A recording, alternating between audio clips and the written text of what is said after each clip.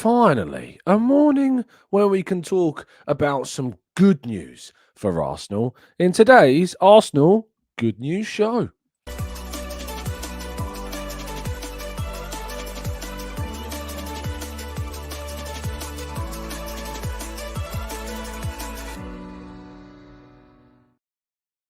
Hello and welcome to the Gooner Talk, back again with you guys and girls for another episode of what is the Arsenal News Show. Joining you every single morning at 8 a.m. UK time. Thank you as always for joining me and making this a part of, indeed, your morning routine. So I hope you're doing good. I hope you're doing well. I hope that you've had a fantastic week. Friday is here. The weekend is arriving and plenty of good vibes as well. I'm feeling more optimistic. I'm feeling in a much better mood. Maybe it's because I'm in the final dregs of this wretched head cold, but other than that, everything's going pretty swimmingly. Good morning to Martin, good morning to Blackshine, Angela Blackshine, Stevie, Paul, Tom, Christopher, Rowan, Damien, Grantley Poo, Stephen, Louis, Amesy, Matt G, Shari, Olawale. Good morning to Amira and Glenn and Rob Arisilki. Do you remember that comment that was left? I don't know why, it just popped into my head. That comment that was like a review on iTunes that were like, Tom spends too long reading out the names at the beginning of shows. Remember that guy? Oh, goodness me, how precious. Anyway, please make sure you drop a like on the video. Help us to reach 1K every day. Yesterday's show, I checked this morning and was on 999 likes. So it may have hit 1,000 by now, but I thought that was, it was almost like it was trying to mug me off. But thank you to everyone that did like yesterday's show. If you could help us out today in trying to reach 1,000 again, that would be absolutely awesome. So thank you to you all. It is very much appreciated. Right, let's jump into today's stories. I thought we'd start, because it's a good news show, I thought we'd start with a giggle. And ironically, I've not actually changed the text on this slide because it says Champions League roundup, but it's we're talking about Man United, so obviously that's a mistake. And not only are we talking about Man United, we're talking about them drawing the opening 3 matches of their campaign in the Europa League. 3 games, 3 points, 5 games to go for Man United. Oh, it's just funny, isn't it? It's just glory. It's just funny watching Man United. Like, they just had a hilarious team. A hilarious team. So, yeah, just thought you might enjoy just being reminded of last night's results. Meanwhile, The Athletic have reported that James King is to return to Arsenal as a director of football operations. The King was, of course, previously at Arsenal, but he will now return to Arsenal in a director of football operations capacity, which, of course, was the role previously filled by Richard Garlick, who has been promoted to managing director. King's responsibilities will be centered around like contracts and stuff like that. So future contract negotiations with Bukayo Saka, William Saliba, Gabriel.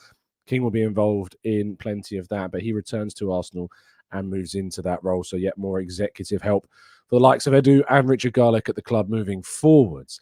Meanwhile, some transfer news, more good news. Should Newcastle, according to the Mail, fail to qualify for Europe, there is a growing feeling that Arsenal may indeed make a move for Alexander Isak. The Swedish striker we know has been locked in contract talks that so far have not brought out any positive fruit to bear for the Magpies. There's a lot of upheaval going on in the Northeast right now, and we don't really know the future of a number of their targets. We know Anthony Gordon has recently signed a brand new deal with them after plenty of links away from Tyneside in the summer. But it is indeed Isak who continues to be linked with a move away from the club, while indeed that contract is not yet signed. He would be, without a doubt, probably my number 1 striker target for the summer. If Arsenal could get their hands on him, it would be an unbelievable piece of business. So watch this space, and we'll continue to bring more coverage of this story as we head towards the upcoming transfer windows. However, the headline stories is regarding Arsenal's injury, because now several reports, several outlets are claiming that there is indeed hope that Bukayo Saka will be available for Arsenal this weekend. There is, of course, a press conference this afternoon that Mikel Arteta will be answering questions from the media, and we can imagine that he'll be receiving some questions surrounding the latest team news. I would be shocked and surprised if indeed he decides to tackle any of these questions head on and with absolute transparency. He doesn't tend to like giving too much away, especially ahead of a big game. So if you're hoping for him to do so, I think you're going to end up being disappointed. But Bukayo Saka, there was plenty of words going around. David Seaman, of course, speaking yesterday, said he was actually at the Arsenal training ground this week and saw Bukayo Saka pulling his boots on. So, I mean, that's as much as you can really get as a confirmation that he is indeed getting into a good place to be able to play. And we can keep fingers crossed that does indeed turn out to be the case. And while, yes, Calafiori is injured, Italian media suggest that his injury will be no longer than a few weeks. And the injury, of course, seemingly was suffered in the game against Shakhtar Donetsk, which obviously always raises big concerns about months and seasons being ended. But from the sounds of it, it is only a minor issue with the knee that will see him miss a few weeks rather than several months, which I think, despite the fact he's going to be missing for a little while, maybe up until the next international break and after, that this could have been a lot worse, a lot worse for Arsenal. And it's certainly a positive thing that only a few weeks seemingly will be missed by the Italian. That is, of course, with reports outside of the UK right now. Arteta hopefully will provide a bit of an update on Calafiori. But I personally, I think, considering the injury that was suffered, the fact that he tried to carry on and went down, the amount of times that I have seen players try to carry on, go down, and then be out for the rest of the season, it's happened more times than I can count. So this, for me, yes, it's frustrating he's out, but I think it's good news that it's not a serious injury. And hopefully we'll see Calafiori return to Arsenal in due time. Of course, you won't have to wait any amount of time to get your hands on a fantastic service such as NordVPN, because you can head over to nordvpn.com to get yourself a significant discount off a 1 or a 2-year plan. Get yourself that 4 months extra free on top of that 2-year deal. A link is down in the description. As always, VPNs are an absolute must in 2024. While there is such a concern about your personal safety while surfing the net, you need to keep your data safe. And if you're using any public Wi-Fi platforms, VPNs are a necessity in those spheres. It gives you the ability to change your geolocation on your laptop, your mobile, or indeed your tablet. So please make sure you get involved. Massive thank you to Nord as always. And yeah, check it out. Right, let's go to part 2 and your questions right after this.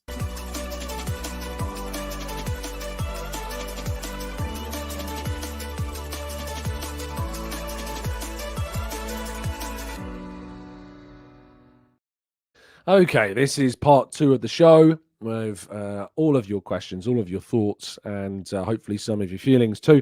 It's only going to be about 10-15 minutes of part 2. I am away this weekend. I'm taking a much-needed break from the wacky world of football.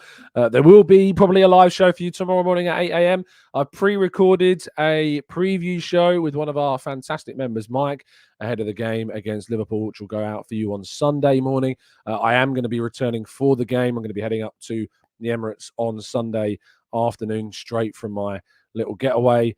But there will be a show for you tomorrow morning, roundup all of Mikel Arteta's press conference. So even when I'm away, I'm still providing you a show, still putting in the work. So if you could drop a like on these shows, if you could remind others to do the same in the chat boxes, that would be great. But thank you for the continued support as always. And if you could drop a like today as well, that would be absolutely brilliant. Let's go to Raul, who says, Tom, even if Isak is available, is Sesko a better option considering his age and injury record? Šeško has similar qualities to Isak, right? And he is also younger too. I mean, for me, Šeško is not on the same level as Isak. I think that Isak is a considerably better striker, a more accomplished striker right now. Šeško's start to the season has not been amazing. He's only actually scored in 1 Bundesliga match of the opening 10 so far this campaign for Leipzig. He's got a better record, I think, in the Champions League, scoring in 2 of the 3 games. 2 of those, of course, against Atletico Madrid and Juventus. But his Bundesliga record's not been too great so far this season as Šeško. And I think that Isak's Premier League experience is also something to be, openly encouraged by. I know people are concerned about his injury record, but actually when you look at Alexander Isak's injury record, and if you actually have a look at kind of his profile, I'll show it for you now. Let me get this up on screen. No, I do not want to have to deal with any of that or any of that. Stats, injury history. So I know he's obviously been missing for part of this season for Newcastle, which has been a frustration. But in 23-24, it was kind of a groin problem that meant it missed a few games. The season before that, I know that's when he had his big injury, the thigh issue that meant he missed 19 matches of the season. Prior to that, he barely had any problems. It was moving to Newcastle that has kind of sparked some of the issues. It's a broken toe that sees him miss games so far, which is a really innocuous injury. That's not like a muscular or something you'd look at and go, well, that's injury prone, because it's a broken toe. It can happen to any player, and they're kind of ones you can't really do too much about until they heal. So I don't really look at that one as a problem. I don't look at Isak and say, yeah, the guy is without question injury prone. I think he's just had some misfortune since arriving at Newcastle. And of course, that's why you keep the likes of Kai Havertz in your squad. You need to have that depth. You need to have that competition in your squad. Rejected Billionaire says Gyökeres is better than both of them. Of course, with Gyökeres, we've only really got one full season of action. He started this season very well, and if he keeps up that record throughout the course of this season, of course, he will be one of the profiles I think that gets plenty of attention, and quite rightly, and Arsenal should certainly be considering Victor Gyökeres. But we also don't really have too much evidence of how he gets on against tougher opposition on a regular basis. He's playing in a league where Sporting dominate every single game pretty much. In the Champions League this season, he scored against Lille and Sturm Graz, so it's not exactly like we've had a chance to see him score against the elite level sides that he'd be playing on a more regular occasion. He has scored against Porto in the one big game in the league for Sporting this season. But other than that, it's against Rio Ave, Nacional, Firenze, Arouca, Avs FC, Estoril, and Casapia. Now, these are not tests of great, they're not tests of huge capacity like we've seen with Isak scoring against some of the Premier League's best sides. So I wouldn't say it's out and out that he's better. And if you look at Isak's record, I think it's probably still makes him the better player of the two right now, and he's been doing it at a tougher level for a longer period of time. I think the other striker, and actually CJ Dan brings this up right now, is John Duran. Still available, £75 million. I know it's not cheap, but others won't be either. John Duran has had a brilliant start to the campaign for Aston Villa, and Aston Villa probably have a bit of a decision to make, because it's nearly impossible to keep hold of two top strikers. And they've got Ollie Watkins, they've got John Duran. Is Duran going to be a player that begins to enter the market? Are Aston Villa going to look to cash in on him? Or will it be Watkins that they look to cash in on? Or will they try and keep both of them? Will Duran see his head turned by potentially a link to the likes of Arsenal? Is that something that he might see as a potential option for the future? African Theory TV says Lille is more of an elite team this season. I mean, they're a very decent side, but I wouldn't still put them in the echelons that, we think of when we talk about the absolute elite sides. They're a very good team, but I wouldn't be putting them amongst the elite sides throughout the course of this campaign. I had a good result in the Champions League the other night. I stopped short of calling them an elite side right now. Just a very, very good side. And says, Tom, what was Gyökeres' record when he was at Coventry? 22 goals, I think, in his final season. I think he got 22. PW says, Villa won't let him go. It's funny, isn't it? Like, we always say Arsenal should be doing more. Arsenal should be doing more in the market. And I feel as though, PW, you've been one of those people that have been saying Arsenal should have signed this player, should have signed this player. But then we sit here and look at players and say Villa won't let him go. Well, if we feel that about Duran, have we not got that same energy from potentially other players?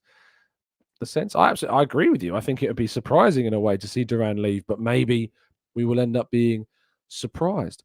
Otsile says, big fan, Tom. Shout out from Botswana. I'd take Gyökeres. Thank you, mate. Dub says, with football becoming more and more systematic, I'd rather a player that can spark something out of nothing, like a Musiala or a Xavi Simons. Simons, of course, getting what looked to be a bit of a serious injury in Leipzig's game against Liverpool. Could see him out for a significant period of time. Juice World says, I don't rate Duran.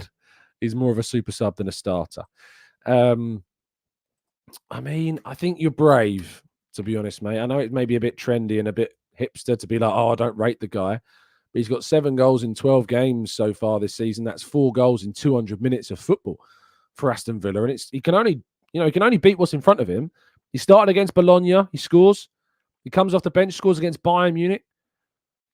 I struggle with that. He's not started a Premier League game somehow this season. He's got 4 goals. And to be honest, wouldn't we want somebody who could come in and also be something of a forward that can start games for us as well? Started their League Cup game, scored in that. So I'm struggling a little bit to get on board with you there. I think Duran is not worthy of too much criticism at this point in time. I think you have to respect what he's done. He can only beat what's in front of him. He can only deal with what he's got. He's 20 years of age. He's new to the league. I think he came from MLS, did he not? So to be doing what he's doing at the moment looks really good. I'm not saying I'd sign him now. I'm saying that we need to consider what ultimately he could bring to the team. We need to consider what he could be looking to do in the future. For fans of Šeško, he only really had one massive campaign for Leipzig, and yet we were talking about him as a potential option. So if Duran has one big season for Villa, I mean, he's done it at an even higher level for a better team. I think you have to look at that in a similar way to the way we were looking at Šeško in the summer as well. So, I think that's certainly something worth thinking about. King says it's very hard to know how good Duran is when he almost never starts. He looks exciting, but for that money, it is a big gamble. And of course, we have to wait and see throughout the course of the season. We've got lots of time to wait and see how John Duran gets on, of course. Anza says, Tom, Gyökeres scores goals, you say, against lower teams, but he'll also be playing with better players. We've seen a lot of players who, of course, have had very, very good records with worse sides, moved to big teams. Anthony, Mudryk, and it's not necessarily worked out for these players. So there's no guarantees that the argument, they'll be playing with better players, means that they will just automatically do better. It's never as cut and dry as that. We've been saying that about players for a long, long time, and it doesn't mean that they will suddenly just be better because they're in a better team. You need to look at the individual.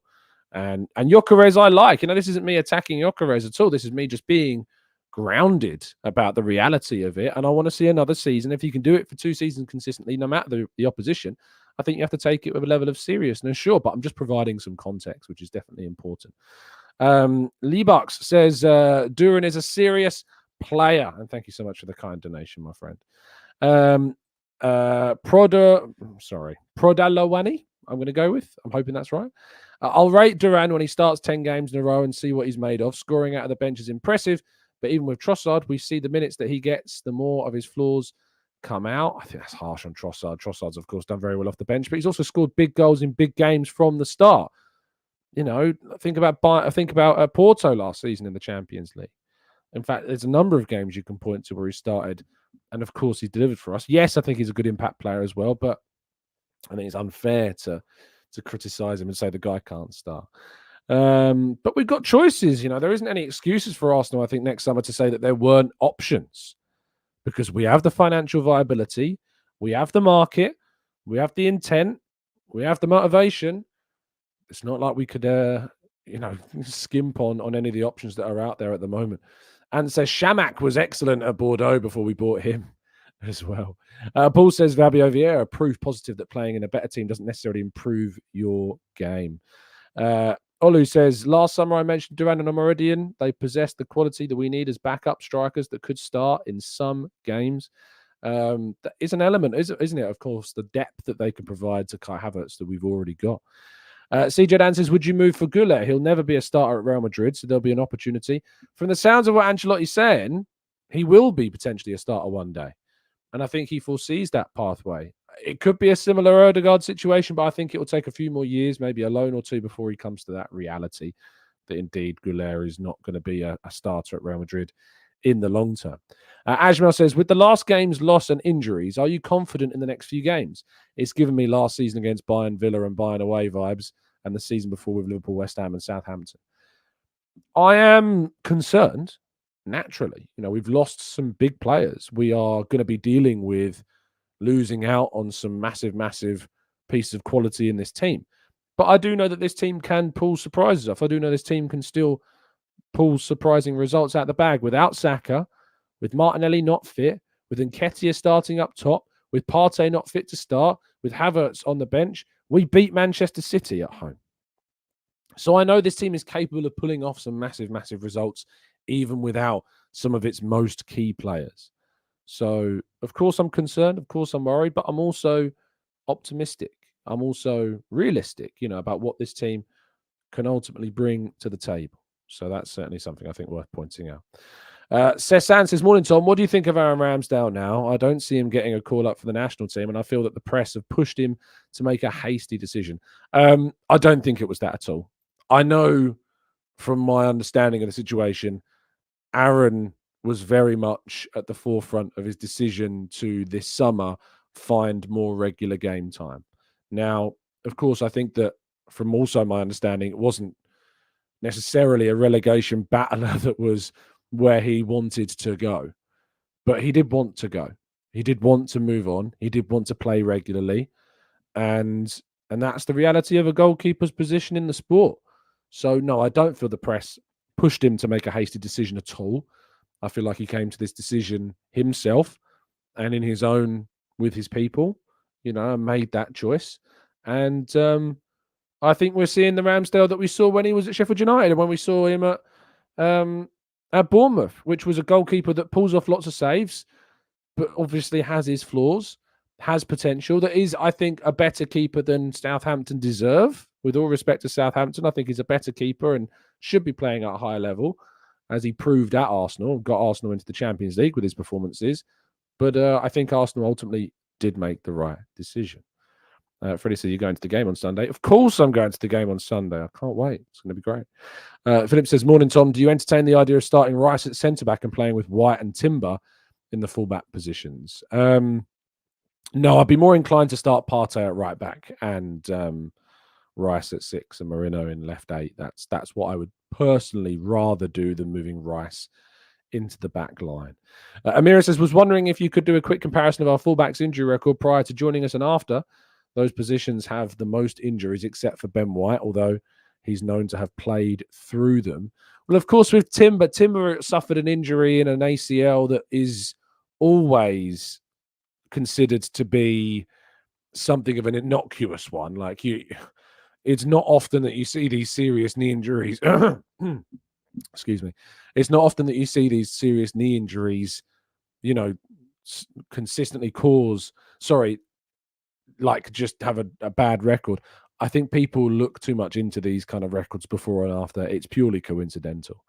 That's the reality. I think that's probably where we're going to call it, because I need to go pack. I've got to pack, people. So do accept my apologies for the shorter show today. I've still given you around just close to 25 minutes. So thank you for the kind words, kind support, and humbleness, as always. Please do, before you go, drop a like. It really does help us out. If you're new to the channel, we do these every single day. There's always a show for you dropping at 8 a.m., no matter what, rain or shine. So please do help us out and subscribe. I'll be back with you, as I say, tomorrow for a live show. And then Sunday, you'll have a preview for the game against Liverpool later on that afternoon. Stay safe, stay well, stay happy and respectful. Enjoy your Friday. And as always, up the Arsenal.